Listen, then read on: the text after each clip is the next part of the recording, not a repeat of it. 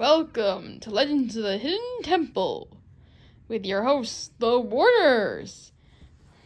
Thank you, Almac. As you can see, we have Almac with us, and because of that, we are reviewing the 2016-ish movie, Legends of the Hidden Temple.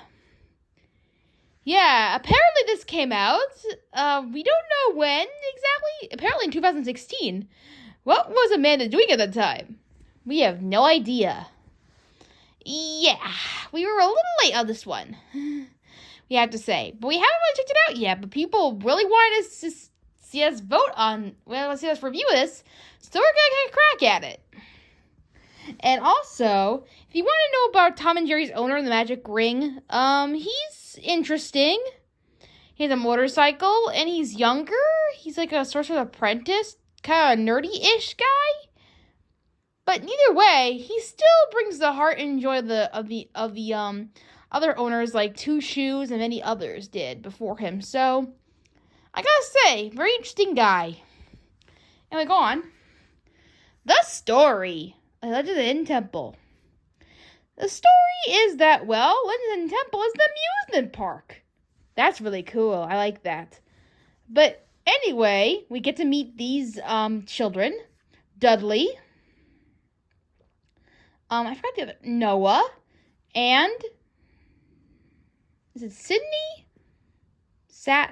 We don't know. We'll just call her Sydney for now. I could be wrong about that name. Anyway, they are 3 kids that are with their parents in the amusement park. They come across Kurt Fogg, the announcer of the Hidden Temple, as he does events there as a project. But when he shows Noah the map to Legend of the Hidden Temple, he wanted to prove everyone that the legend is true. You see, unlike many other movies where they just kind of scramble into the show, Noah actually is a big fan of the show and actually knows what he's doing. Well, like in terms of what the game is all about and everything. So, I like that it takes that approach instead of the normal approach where they just learn as they go along. Instead, he already knows half of the stuff in the show. So it's almost like he knows everything. You know, so it kind of explains everything the people that didn't play the game, and the ones who did have referenced it. So it works pretty well that he is the big fan of this show. So he sneaks into the temple with the map without Kurt Fogg's supervision, and they get to the temple, and they have to go through certain tasks to get to lift the curse. You see, Almac has this curse where he is turned into the statue. So he is, his 2 sons, Zuma, and his evil brother attack the temple and to protect the temple. Almac uses the magical coin or templates to make to protect the village. But unfortunately, it causes a mixed effect that when you use the power, the only way you have to recharge it. And the only way to recharge is that everybody has to turn into stone. And they are doomed to stay in the temple forever in the stone. As for Almac, he is turned into a big giant headstone as well. All of the rest of the group, it's up to Noah to break the curse and to open the temple.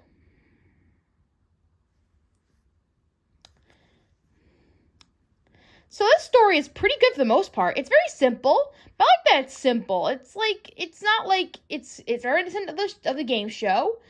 It's very understandable to people who have never seen it, and it also works very well to its extent. So in that way, it works. The effects. The effects are good. I mean, there are the animals in the show who have the effects more likely that are all different colors. Like in the show, for instance. So, all the mascots of the animals are in here, which is pretty cool. I kind of like that they added them in. So, it kind of gives them more of an aspect. So, we got Mikey, a green monkey, who joins them along the way. We have a red jaguar, who kind of pounces on them and gets into a little mischief, and, that's their obstacle. the blue barracudas who try to snap at them. The orange iguana gets a snap at them as well. And then there's the silver snakes, where we have to take them and put them into Medusa's statue, which is pretty good. Cool, I might add. The characters. All the characters have the time to shine in this. So Kurt Fogg, much as he doesn't really do much in the film, he definitely does bring some feedback, and definitely brings that an announcer would. We have Noah, who is the main character, who is a big fan of the show. He definitely does a good time explaining things, and he has his own problems too, by running off and getting into trouble, having Sydney to protect him, and having Dudley to be the younger character here. Sure, he doesn't really do much of the film, but he definitely provides more of the hidden temples of as well. And he gets into trouble as well with his big brother. So he definitely does have a spot here. All the kids have had their time to shine. Like Sydney and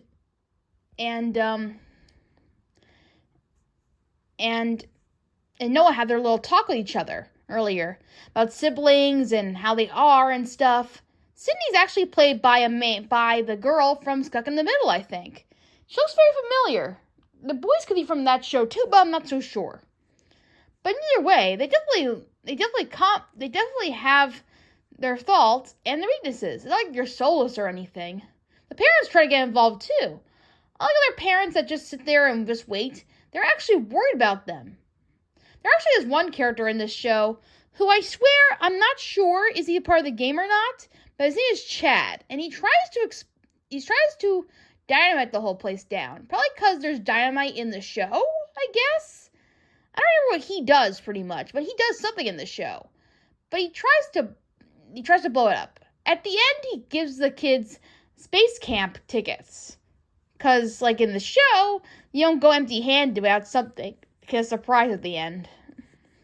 And it's just like that, you get to go to space camp in Double Dare.